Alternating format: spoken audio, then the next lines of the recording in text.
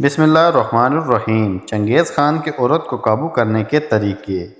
عورت گوری ہو تو اس کے سامنے دولت رکھ دو، عورت سانولی ہو تو اس کے سامنے وفا رکھ دو، عورت کالی ہو تو اس کے سامنے تحفہ رکھ دو، اگر عورت خوبصورت ہو تو اس کی تعریف کرو، موٹی عورت کو اچھا کھانا کھلاؤ وہ مائل ہو جائے گی، دبلی عورت کو مرغی کا سوپ پلاؤ راضی ہو جائے گی، لمبی عورت کو میٹھا کھلاؤ وہ خوش ہو جائے گی، چھوٹی قد والی عورت کو سیب کھلاؤ، زیادہ بولنے والی عورت کو پیار دو، زیادہ چپ رہنے والی عورت کو محبت دو، ذہین عورت کو پیسہ دکھاؤ وہ مائل ہوگی، لالچی عورت کو سبز باغ دکھاؤ، مغرور عورت کی خواہ مخواہ تعریف کرو۔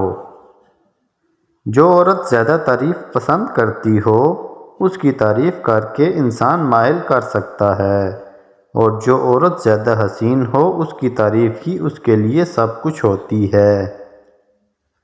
کچھ عورتوں کو تعریف سے غرض نہیں ہوتی، صرف دولت سے غرض ہوتی ہے، اس کو دولت سے خوش کر دو وہ ہر بات مانے گی۔ عورت جیسی بھی خوبصورت ہو یا بدصورت، کالی ہو یا سانولی یا گوری، عورت کی سب سے بڑی کمزوری اس کی تعریف ہے۔